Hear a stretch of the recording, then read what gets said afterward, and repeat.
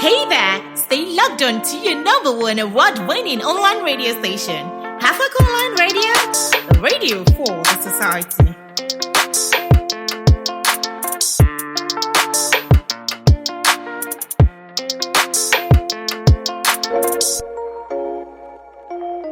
A show to be different, discussing a variety of topics in line with the people's choice. This is Assorted with Eustace on Hafak Online Radio.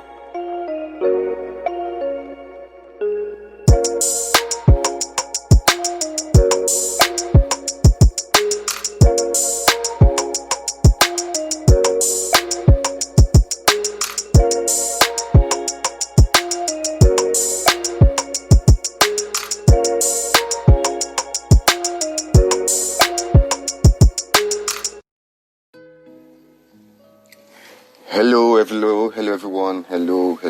You're welcome to Assorted with Eustace. My name is Eustace and this is Hafak Online Radio, your number one online radio station in Nigeria.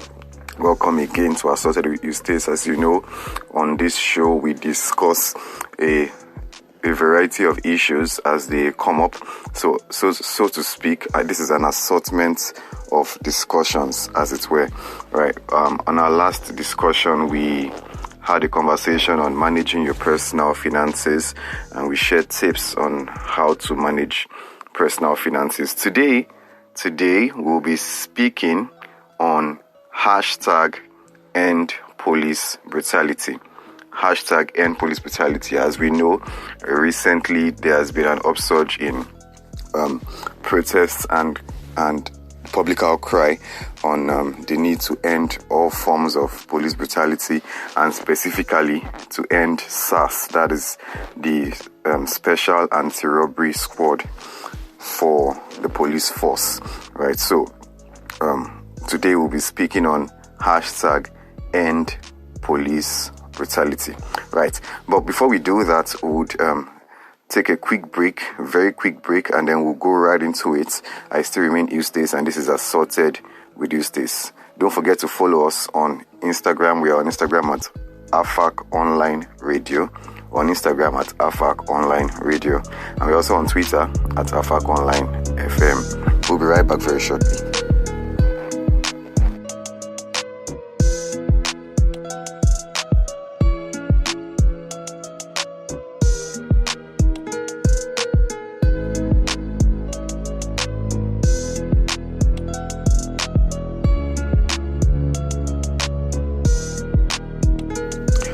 Welcome back.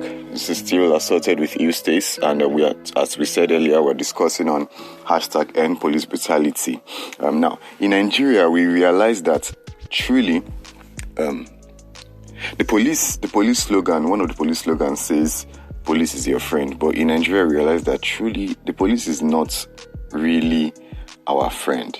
I mean, the police have, to a large extent, become the progenitors of the things that they swore to protect us from. So the police swore to uphold law and order and to protect us from all forms of crime and all that. But to an extent, we find that some members of the force, some bad eggs in the force, have become agents of darkness, so to speak, and they are now beginning to perpetuate crimes even with authority. I mean, they have the authority to carry ammunition and arms and all that, and now they perpetuate crimes with that authority, an abuse of power, so to speak. So we've gotten to that point where we are speaking out. We're saying end police brutality, end SAS, and this is not a point of reform. This is not a stage where we should be considering reform, and I will let you know why while we go on in this conversation. So yes, end police brutality. First of all, before we go into the discussion on ending police brutality, I want us to consider for a bit the police bill that was just passed into law, the Police Act 2020, that was recently signed by the President, Muhammadu Buhari. Right. So when it was signed into law, there was some form of public clamor about the fact that the police had been authorized to stop and search and to just stop you on the road and search you and all that, and then also to arrest without warrant. I took the opinion as at then, and I still maintain that same opinion. After I considered the law, I still maintain that same opinion, that section, that area of the law is not new. So I did not see the basis for the public clamor as at then. The Police Act, the now repealed Police Act of 2004 in the Laws of Federation of Nigeria 2004 was also contained that same position on the power of the police to arrest without warrants. It was contained in section 24, and also the same power of the police to stop citizens and search where they believe that where they have reasonable cause to believe that a crime has been committed by such citizen. They have an authority to stop such citizen and search the citizen. But now in the Police Act 2020, just ratified into law, the powers of the police to stop and search have now been better pronounced, so to speak. So we find out that under Section 49 of the new Police Act, the powers of the police to stop and search have been taken a step further, to the extent that when a police officer intends to stop and search someone, he must first of all give the person he is about to search his name. That is, the police officer gives his name to that person that is about to search, and then the police station that he is attached to gives it to that person also. And then he states a reason why he is about to search the person. And then he embarks on the search within reasonable boundaries, so to speak. So the law, all these provisions were not contained in the previous act, the old act now repealed. So the law now gives more power to the people and recognizes international best practices. So yes, you have the right to stop and search, the power rather, to stop and search the police officers, but it must be exercised within international best practices. And then it also specifies even more clearly than the previous act as to what will constitute reasonable grounds for suspicion. So you don't just stop and search anybody. You must have reasonable grounds of suspicion that a crime has been committed. It goes further to clarify that under the new law, Section 49. And then also the power to arrest without warrant, Section 38 of the new act right now, also specifies that they have the power to arrest without warrant only where they have reasonable cause to believe that a crime has been committed, or they find a person with an article or an offensive weapon that can be used to commit crime. But this power to arrest without warrants can only be exercised on offenses that do not need warrants of arrest. It's important that we say this. So they cannot just do this in any offense, but only on offenses that do not require warrant of arrest. So yeah, that's that about the Police Act and the public clamor on that. I do not want to go too deeply in that because today our focus is on end police brutality, specifically end SARS. Right, so on end SARS, is SARS really necessary? I mean, we ask ourselves the question. Some say end SARS, some say reform SARS. But the first question we should ask ourselves, is it even necessary?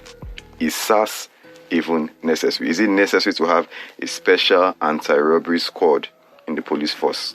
Is it necessary that the police have a special unit dedicated to combat armed robbery? Now, the argument may be raised that, there's a need for order in the police force to have particular people assigned to combat armed robbery in Nigeria. For example, and when I speak of SARS, I'm referring generally, I'm referring to FSARS, that's the federal SARS, and also in the states.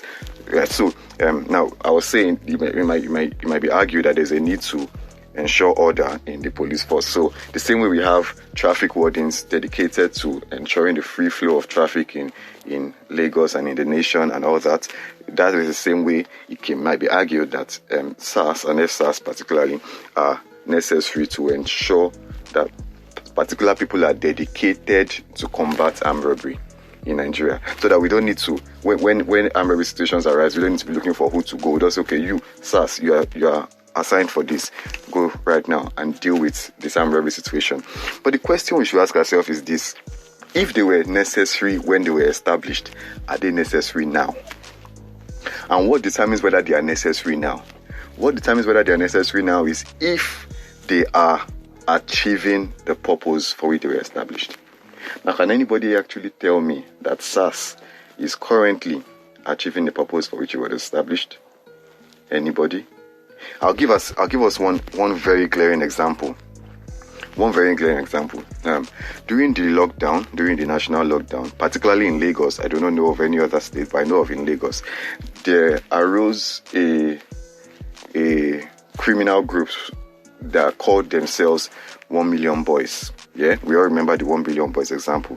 Now, during that period, the 1 Million Boys were sending information to various streets and various areas, informing them beforehand that they were coming. The 1 Million Boys are a group of armed robbers, by the way, and they were informing them beforehand that they are coming to rob their streets, they're coming to rob their area. And then we began to see various vigilante groups, youths, and creating up vigilante groups in their areas and spending the midnight watching over their communities and all that. Now, during that period, did anybody, any area see any SARS agents? Did you see any one of the SARS officials who, by the way, are assigned and dedicated to combat armed robbery? Did you see any one of them come out during the 1 Million Boys era? I, for one, didn't. I definitely didn't. So then, what is the use of SARS right now? If they have failed, they have not been successful in combating the very problem that they were established to fight, why then do we need SARS? The 1 Million Boys were around, we did not hear of SARS. But why do we only hear of SARS when they want to exploit us? Or when they want to brutalize us? Another example of why SARS is not necessary. Can anybody mention to me one example where you have either seen a robbery situation or you have perhaps been in a robbery situation where while you were being robbed, you had the opportunity to call SARS and they came to your rescue within time? Anybody? I definitely don't know of one. I definitely don't know of one situation where that has happened, where you have been in a robbery situation or you saw a robbery situation and you called SARS, and while the robbery was still going on, SARS came to your rescue and arrested the culprits. Anybody? Not one. So what then is the use of SARS? You will find out that the scenario is even that most people don't even have any information of SARS. Why then do we have SARS if while robberies are going on, we do not have the information of those that we are supposed to call? So most people don't even have the information of SARS to reach out to them while robberies are going on. Or those that even have their information, when they reach out to them, you find out that they come after the robbery has been completed. So what then is the need for SARS? So my argument is this. Even if SARS was necessary when it was established, we can argue that they are no longer necessary because they have not been doing their job. If a thing was established for a purpose and that thing has failed to live up to its purpose, then it becomes no longer necessary. Now, another thing we should consider, is there has been some intel flying around up and down. How true this is, I cannot confirm, because I actually had I conducted a research into the police force website to find out if this is true, and I'm speaking on the application requirements to become a SARS official, to become a member of SARS, the SARS. There has been some intel flying around that says one of the requirements, and I checked this online myself, it says one of the requirements is that you must be an ex-convict. Yes, I said that, and I'll say it again. One of the requirements to become a SARS official is you must, not even you should, you must be an ex-convict. Now, the veracity of this, I cannot confirm. And why I'm saying this is because the website where I saw this on is not a website related to the Nigerian police force at all. This SARS is a unit under the police force. So this information was not obtained from the Nigerian police force website. But like I said, I went myself to the Nigerian police force website and I searched for SARS, and I did not see, the only mention I saw on SARS was the fact that SARS is a unit of the Nigerian Police Force established to combat armed robbery. I did not see anything on application requirements. So whether this is true